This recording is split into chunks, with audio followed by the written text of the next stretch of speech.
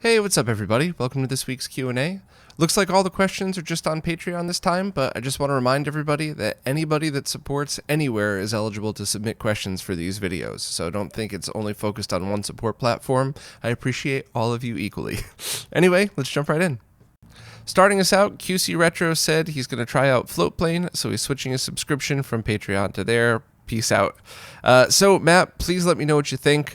Do you have any preferences, any feedback? Because at the end of the day, I'm the one who's appreciative of all of the support, so I want to make everybody who supports have the easiest and best experience they possibly can. So if there's something that's better than others, if anything doesn't work right, please let me know, and I'll hopefully elaborate on this a little bit more. But anyway, thanks, Matt, for your support either way, and please let me know what you think of Floatplane. Sean Kyosho Brown asked if I knew what capture cards have the least lag if you want to play them via OBS's preview window, and would the Time Sleuth work to test that? Sean said, for most people, it's probably better just to split the signal into another monitor or TV rather than play in the preview, but I've got a tiny apartment and my TV is my main computer monitor, which is a very, very common scenario that I've seen people run into.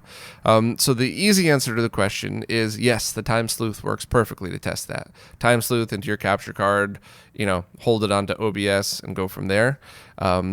Also, there's somebody that I've been talking to. I don't know if this is public info or not, so I have to be generally vague because I'm always really good at never exposing people's secrets here. But there, I believe, is somebody working on a video that answers that lag question.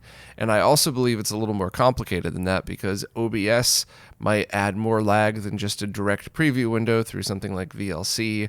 So until the video comes out, I don't know what the right answer is. Maybe it's, maybe you take the OBS window and you make it as small as possible, and then you just open up this other window full screen in order to play.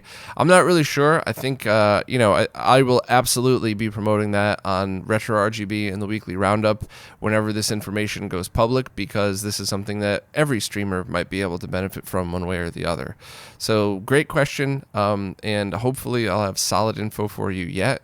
For me personally, I did start to test that a while back for these videos because I shoot mic into audio interface into computer, camera into capture card into computer, and I do everything through OBS. And what I found, because it's just me talking and not a gameplay, it's way easier to do a clap test, adjust lag, and go from there. And it doesn't really matter if there's seconds of lag, let alone milliseconds. I'm not generally looking at myself on the screen, so it is a different use case. So I stopped testing. But hopefully we'll get this info soon and you'll be able to figure out exactly what you need to make your setup a little bit more efficient. Roman Munn asked if I knew if there's any documented tests or footage of retro games on fast response time monitors. I'm curious if a 1 millisecond gray to gray monitor would improve the blurriness and ghosting that most LCDs have when fast scrolling is present on games like Super Mario World, Sonic, whatever's horizontal scrolling. A couple of complicated answers to that. So first and foremost, yes, that does make a difference. However, trying to figure out specs of monitors is just like everything else, and you never know what's a marketing term, what's the blast processing of the marketing world versus what's an actual real rating. Rtings.com, I believe, tests pretty well. I've never worked with them directly. I'd like to very much if anybody knows anybody over there, but they seem to have a good idea of which works better. But it does definitely make a difference. And one of the things I noticed even when testing the ZSWorks monitor when it worked was that while the integer scaling looked ridiculously good, like blew me away how good that looked, you still got the response time blur on even just on the Super Mario World attract mode screen when Mario's scrolling by. You could even see the trees start to blur a little bit there. So it does make a giant difference for retro games. And I don't know if there's any cheap monitors out there that don't have that issue. I haven't checked any in person, but all the ones that I've read about and I've heard trusted sources talk about say that you pretty much got to drop at least $1,000 for a monitor that has a response time where you don't see that blurriness. Yeah, there's no easy answer to that question. I hope that kind of answered everything. But yeah, 1 millisecond gray to gray would improve the blurriness, as well as other fast response time specs. if it actually is accurate. And also, just expect to spend a lot of money on something like that. And one of the things that many of us in the gaming world are looking forward to is LG's, I think it's a 42-inch OLED that's supposedly coming out in 2020 and supposedly going to be pretty cost efficient.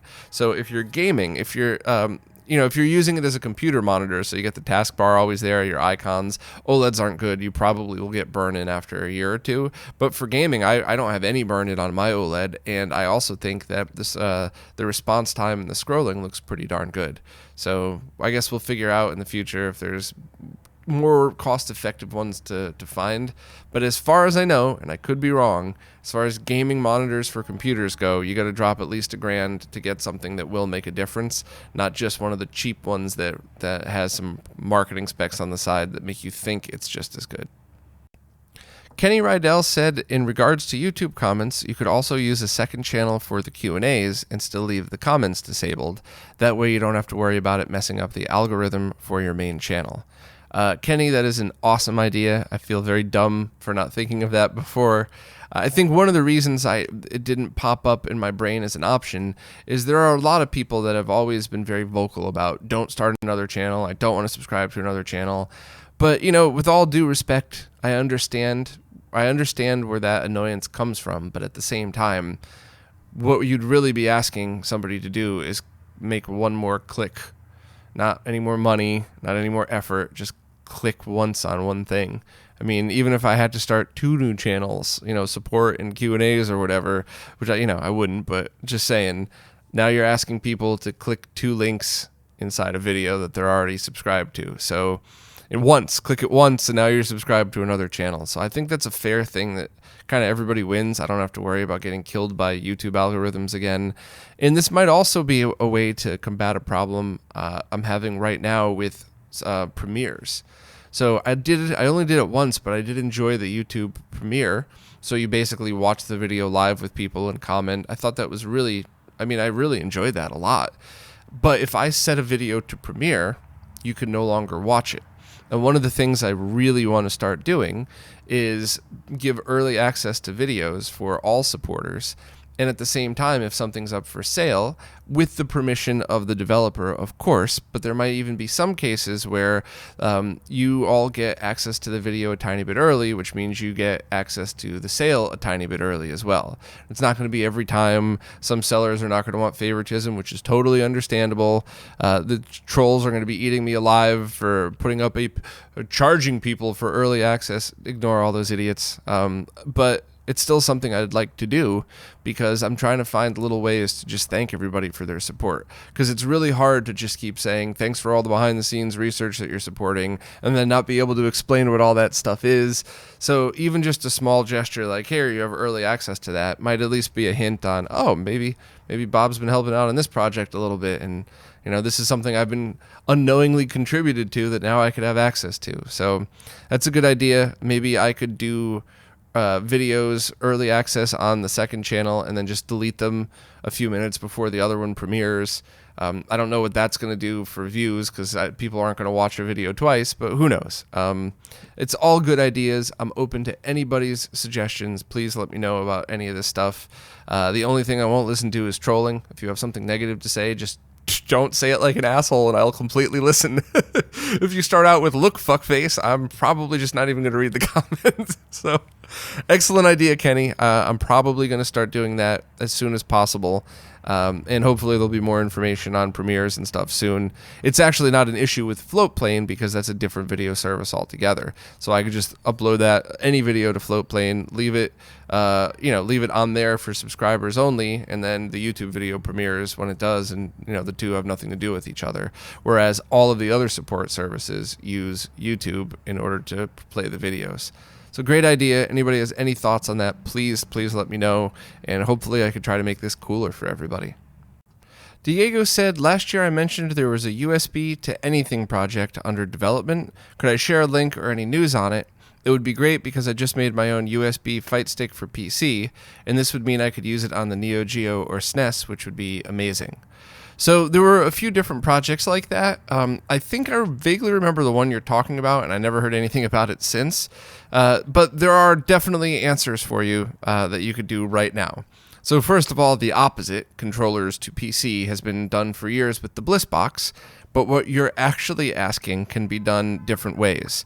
So your USB fight stick to NeoGeo is super easy and zero lag, like less than a millisecond, zero unperceivable lag even on a scope. All you have to do is take each button and wire them directly to a DB15 port. Drill a hole in the back, mount the port, and then just use DB15 cables, which you don't have to get NeoGeo cables. You could just order them on Monoprice or Amazon, and that's it. You can go from your stick to NeoGeo, or in fact any super gun with zero lag. And on top of that, there's different pinouts for NeoGeo. Just follow the add the 4 buttons in whatever order you want on your stick. But there's a group of people working on making sure to test the best pinout for even 6 button, so that you don't need any converters at all. You just take your fight stick, add the DB15 connector, plug it into your super gun. Some super guns might need configuration, and that's it. And then it's exactly like an arcade machine. The button press is instantaneous. So that's something I recommend you doing to your stick no matter what. In the worst case scenario, even if we figure out this this button layout thing, the worst thing you might have to do is just move 2 wires on your DB15 port on the stick. So, you said that you just made your own USB fight stick, so it's probably easy for you to do that anyway. The other part, though, the SNES, that's when you want something like an MC Cthulhu, and that's a device that, I think Brook Retro is another one, where it takes essentially the same thing, just the button presses from the arcade stick, runs it through these boards, and then outputs it to a connector where you could have adapters for different consoles. The adapter on mine is an RJ45 jack, so a network cable essentially, and on the other end is whatever you want. So one of the things I was doing was buying cheap extension cords, cutting the ends off, giving the other ends to friends for projects, and then wiring an RJ45 jack to use that. And if I'm remembering correctly, these adapters like MC Cthulhu and Brook have pass-through, which means you would, if you're going to go that route, you wire from the buttons to the board, and then from the board, you can go directly to a DB15 connector as well as the RG45 network connector, so that you have both, and it doesn't add any lag, it's just a pass-through. Now, I wouldn't use both at the same time. I don't know if that would cause an issue, but I definitely just wouldn't. But that should be the best solution. MC Cthulhu, or I'm pretty sure Brook Retro as well. Please double check me on that one. But just wire it up that way, and you're all done. You have everything you need. Now, there is a plug-and-play project that I do remember talking about, where it's USB in out to consoles, but without lag testing it, there's really no way to understand what's going on. And in the basic lag testing I'd done with other boards like this, it was very low latency. So I would start by researching that and go from there, but at least you have good answers right now today that just require a little bit more modding. But once again, if you've already built the stick, then there should be nothing. Evil Lightbulb wants to know if you could split the HDMI output of the DE10 Nano for the Mr. project and have one of them output analog and one of them output digital. Or would you just be better off using the analog output of the I/O board? So I do have an opinion on this. If you're using something like 480p, let's just say, so you're going to a CRT VGA monitor and you're going to your capture card, that should work without any problems at all. Now, different splitters, there's different revisions. There's very often you find splitters that are the same case but different guts in them, so you might have to try more than one, but I'm pretty sure that'll work fine. You would just go from the HDMI output of the DE10 Nano into a splitter, one output of the splitter into a VGA converter, and the other output of the splitter into your capture card, and you're done. The other part of that, though, if you need to mix resolutions, or if you're going below 480p, I think it would be much better to get the I/O board, because then you could do something like RGB 15 kilohertz 240p out of the VGA port, and then 1080p out of your HDMI or 720p or whatever. And you never have to worry about either. So that's one of the things that you should use to base your decision. The other one is, you said you already have a VGA splitter that works, but you'd like to leave your Mister setup alone in your gaming area and run a stupidly long HDMI cable to the capture setup in another room to avoid any analog interference. So what you would need is an HDMI cable that's designed for long runs. And they're actually becoming way more common these days. Not a few years ago, but now TV One makes one. There's a couple of companies that makes it. They're essentially fiber over HDMI, and they should work with any signal. So, any signal 480p and up, of course, even with weird timings. I did speak to people at the TV One booth at a trade show, and while the techs were pretty cool, they ended up blowing me off because I guess retro gaming isn't big enough for them. But in the few interactions they did allow me to have, they did make the point that it doesn't change anything. It just passes through whatever it gets.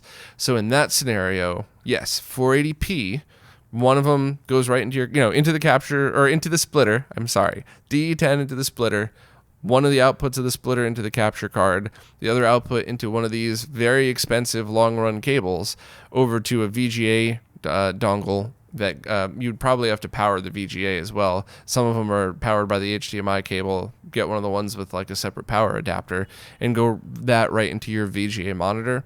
That would work. It's going to be expensive, and you can't bend the cable because it's usually fiber over HDMI. So if you do a right angle bend, the cable's broken and you just lost like $300.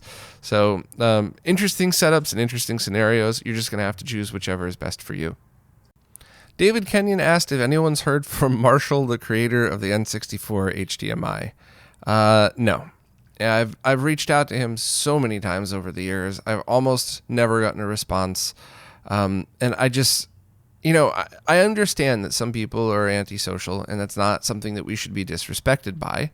I know that not everybody likes me, and that's totally fine too. Two people aren't always going to like each other. But I would have hoped that Marshall would have shown a little bit more respect to myself, as well as a lot of the people that have spent a lot of money on his boards and can't even get a response from him.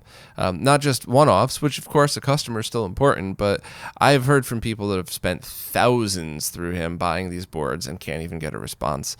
So it's pretty sad. It's pretty annoying. I wish people like this would just hire like a part-time social media manager or something like that, or if you know somebody locally, a high school kid or something, because even just getting a response like, hey, Marshall's super busy, is this really important? Or no updates on orders, thanks for your email, stuff like that. You don't need to have any kind of technical information.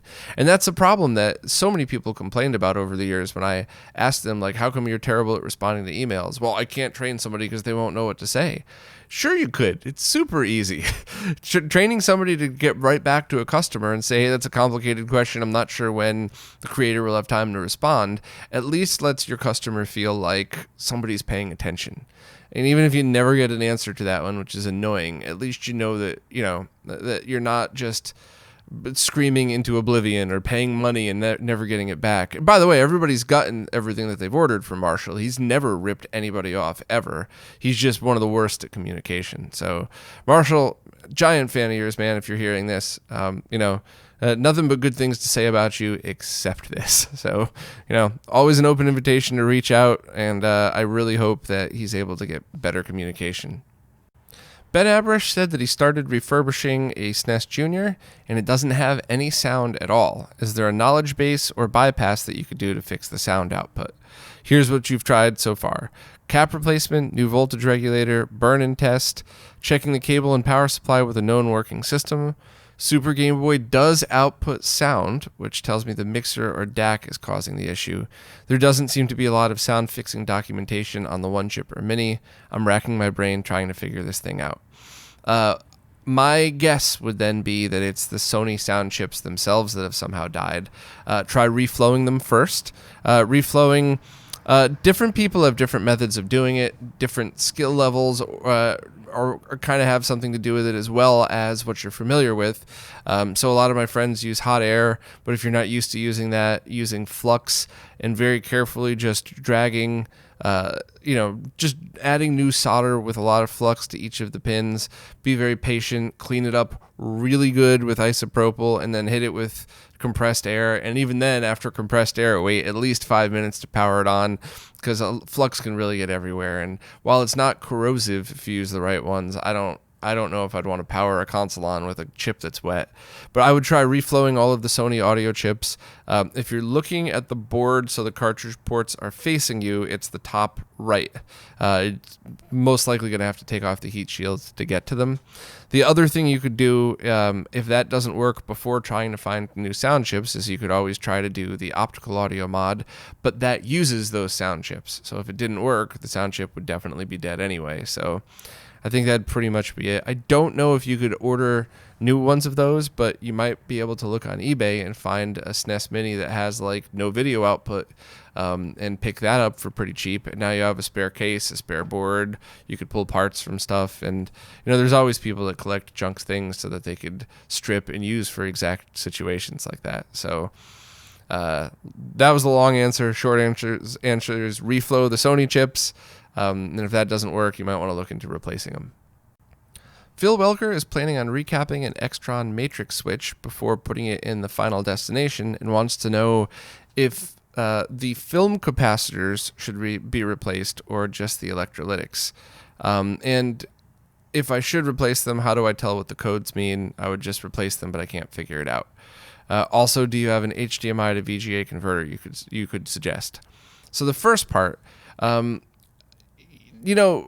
talk very often about cap replacements, but in certain things where it's very, very well documented what the caps do, if they go bad, doing what they nicknamed a shotgun recap, where you're just recapping them all, is never a bad idea, because even if it didn't need it, it needed it at some point. Game Gear, Turbo Duo, there's a lot of scenarios in which that's not a bad thing.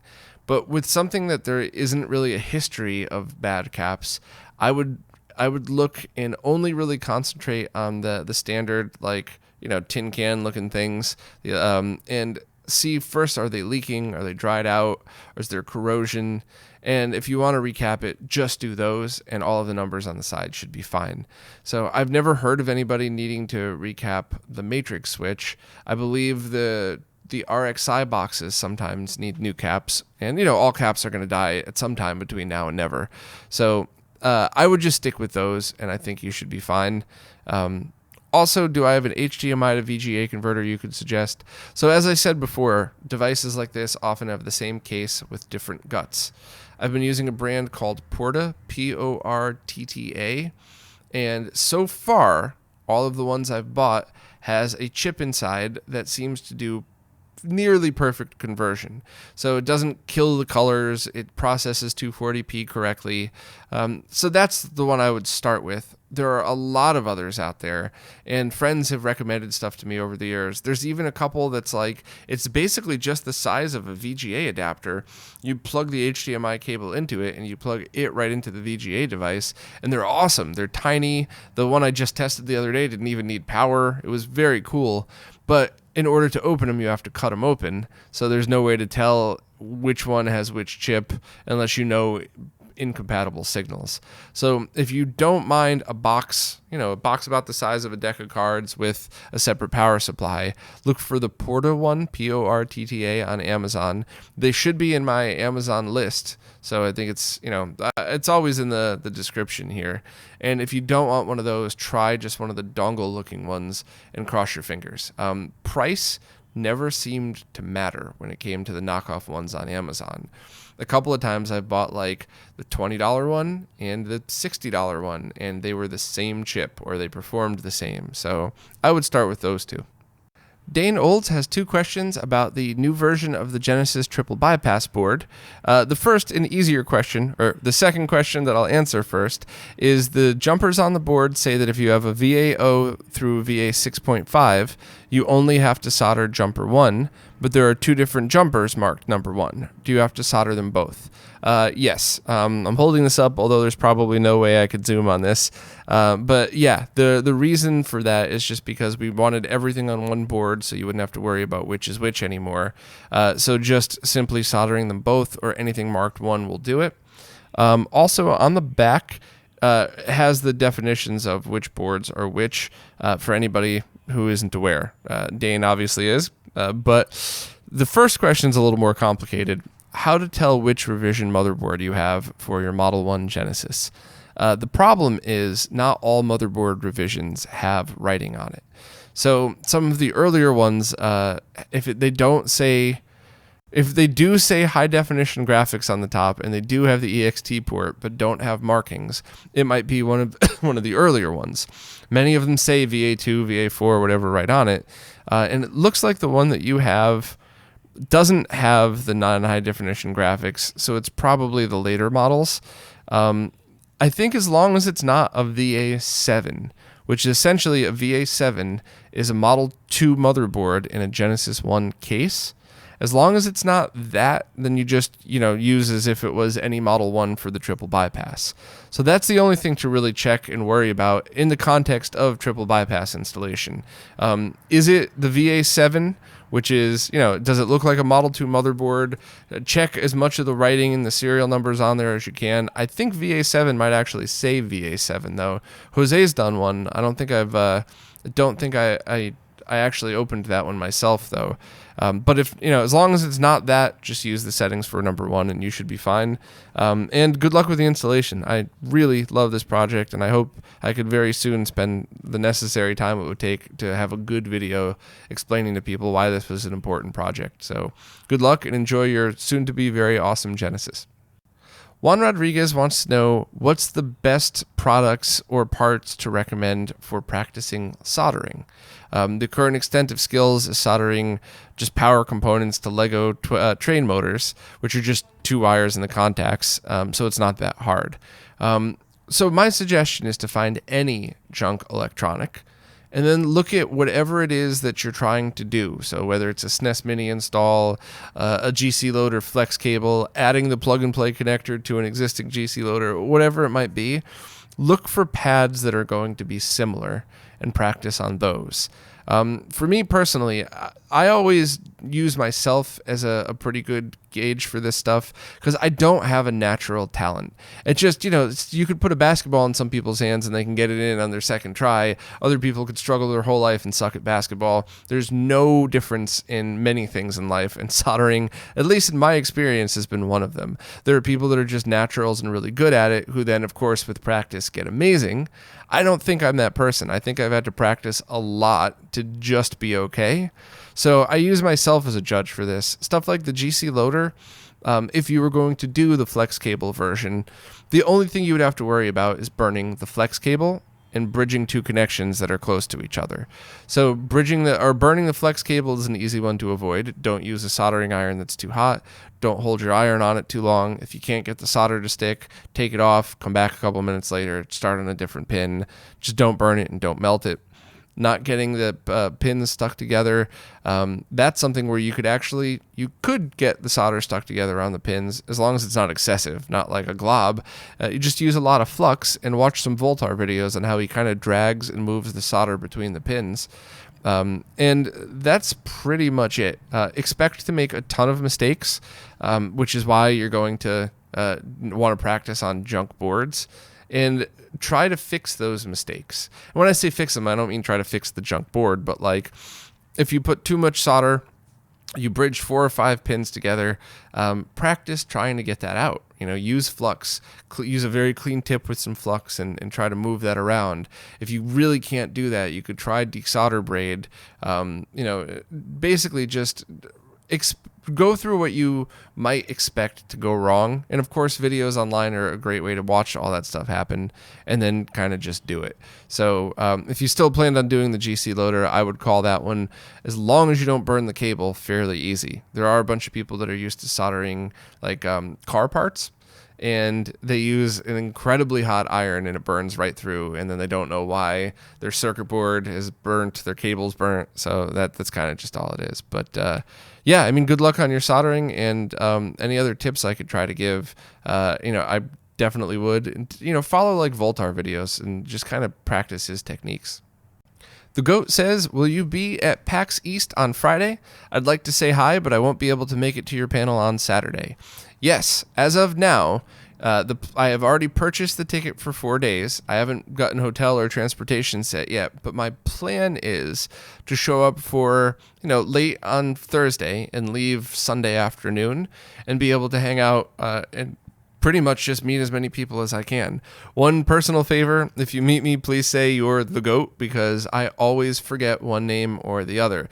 I meet people in person and remember their real names, and then I'll have a conversation with them online, and then I go meet them in person again, and they reference it, and I'm like, oh shit, you're the GOAT. I thought you were just Dan or whatever. So my bad, I know, but please help me out with that one. And I'm also going to be trying to do as much stuff there as I can. So these things for me, like, I enjoy walking around to each booth, seeing what's interesting. But for me, it's the people that make me want to go to these things. No disrespect, but I get bored terribly after walking around and seeing everything there is to see. So it's hanging out and having fun that really is what drives me to go to these things. So I will be at a few panels on Friday, but I will definitely be walking around the whole time and trying to have some fun. Please look for me. Please come over and say hi. Everybody's always welcome to join the party, even if they're just wandering about with a beer in my hand. I don't even know if they sell beer at PAX, but metaphorical beer. Grab a water. Same thing. So, I hope to meet you in person and anybody else that's going to be up there as well. 8% Android said they have one of the big Extron Crosspoint units for component-based devices, but it's a monster. Do you have any ideas about something a bit more petite? Was looking at the G-Comp Switch, but by the time I get it to the UK, it'll cost me a fortune. So, no. That's the short answer. A longer answer is you could try the smaller crosspoints, like the 8-input ones. Generally speaking, the ones bigger than that are double the size, which are massive. It's almost the size. It's bigger than a 14-inch PVM. It's just smaller than a 20-inch PVM. So if you have one of those, excuse me, then yes, just grab the smaller, like 8x2 or 8x4 or something like that. But otherwise, no. And, the Extron Crosspoints are some of the few units that have stood the test of time that still work great for games. I've tested other Switches over the years. I think one from Audio Authority that was great, but I don't know how well those have aged or what the prices are anymore. I got a bunch of equipment when stuff was like $10-20. So, cost is definitely a big part. If there's something that people confirm is still good, but it costs $150, just get yourself a G-Comp. The other thing, too, is with the release of the 8x2 G-Comp Switch, a lot of people are getting rid of their 4x1. So if you only have 4 component video inputs, then, that'll actually be probably something cheap that you could find on eBay in the UK and not cost a fortune. But good luck with that one. Sorry I didn't have an easier answer for you. Kirk posted a question, and I got to start out by saying I don't know if I'm going to have good news for you because this sounds a little strange. Kirk said they purchased a modded Super Famicom on eBay and are having troubles with it. I bought a C-Sync SCART cable, and the Famicom does not sync with it through the OSSC. I've used an unmodded one successfully through the OSSC, and the modded one works with the universal cable from Retro Gaming Cables. The console is not a one-chip console. It also syncs in and out with the SD to SNES Pro, but my other cartridges work fine. I'm assuming this may have something to do with the mod itself, but would like your opinion on why this could be happening. So definitely tell me what the mod is, and brace yourself because it might not be a good answer, or I might not have a good answer to this, but please tell me what the mod actually is. To address the first part, if it's not syncing with the C-Sync cable and it does sync with the universal, that means somebody set up sync wrong on it. I don't know what mod could possibly have been done on a non-one chip, unless you mean it's a mini. If it's a Super Famicom mini, then they could have just wired up RGB and not wired up C-Sync, which is a pretty bonehead move these days. The documentation is really clear, and you're not changing cost at all. So I don't know what's up with that. And also the SD to SNES Pro issues, that's not good at all. That has nothing to do with a video mod, or it shouldn't at least. So please let me know what mod's done, if you could open it up and take pictures. But only because of the history of terrible eBay mods out there, my gut tells me you may have accidentally picked up a terribly modded console on eBay. I hope not. I hope it's from a reputable reseller. I hope you're just having a simple issue. Even the best modders can have stuff happen in shipping. So, cross your fingers, but my gut's telling me this is not going to end well. So please give me any information that you have, and I'll try to help you fix it. But this might be rough. Joaquin Coelho said they're having an audio issue with the core graphics. They have a turbo mullet plugged into it. Is that really the name? I haven't heard of that. That's kind of funny. They have a turbo mullet plugged into it, and the audio of it is very weak and noisy. On the other hand, if you use the turbo mullet for just RGB output and plug the standard AV cable to get audio directly from the core graphics, it sounds much better. Better volume level and low noise. I thought it was an issue with the turbo mullet, but if I get audio directly from the expansion port at the back, the results are the same. Very weak and noisy audio. I'd like to troubleshoot it to understand what's happening. It seems to be an audio issue at the output, but you're not sure. So I'm not an expert in this, and although I've had so many conversations over the years with people who are experts, I'm a little foggy on this one. But my guess is that the audio ports on the back of this thing, just like the composite video ports, need more circuitry. While you technically can tap into them, you shouldn't. Without building a circuit around it. One example that I am comfortable talking about is Hyperkin's TurboGrafx 16 adapter that just wires composite video directly to the pin without a capacitor. Those are bad. You're sending uncoupled AC voltage through your TV or capture card or whatever else that you're using, and it's not good. So on the other hand, the other side of things, there's a few audio amp adapters that tap right into those pins on the inside that use that audio signal but put it through an audio amp circuit in order to get a correct one. So my guess, without being an expert, this is just a guess, is that the turbo mullet is the issue. Maybe they have a good RGB circuit in there and just tapped audio without building anything around it. Today, right now, the best plug-and-play adapters out there are the I think it's called the engine block now. It was the DV graphics booster when Renee sold it directly. It's a bit pricey, but it gets you all the outputs that you would need. Of course, the SSD S3 is great if you also want ROM cart and optical drive emulation, but that's much more expensive if you're just looking for a basic output. And I believe the cable from that you could find online that's just a SCART cable that plugs into it, I think that has all the circuitry in it as well, including the audio amp. And there's more solutions coming out soon that are on the very inexpensive side that would solve all of these problems. I'm not really allowed to talk more about it at the moment. So unfortunately for you, it sounds like the best way for you to do this in the short term is to continue to use the turbo mullet for RGB and then use the AV cable from the side to get audio and then pick up one of these devices in the future. And I don't think the inexpensive one is too far away, maybe springtime. So yeah, sorry for the bad news. I could be wrong. Your turbo mullet could be fine and it could be an internal issue with the core graphics, but that's not what my gut's telling me on this one. So sorry, Joaquin. Well, that's it for this week. As always, anybody that has any question they want, please just ask it wherever it is that you support in the latest post. The way the support services work, I can't filter through older posts to figure out which is a new question or not. And definitely don't comment on YouTube. This is really just a thank you for everybody that supports, and it's something that I'd like to participate in with all of you. If you're listening and you're not a supporter, I try my best to help on Twitter and social media, and I guess even in other YouTube comments when I can. Just these particular support videos are a thank you and a celebration of all the supporters. So as always, thank you all so much, and I'll see you next time.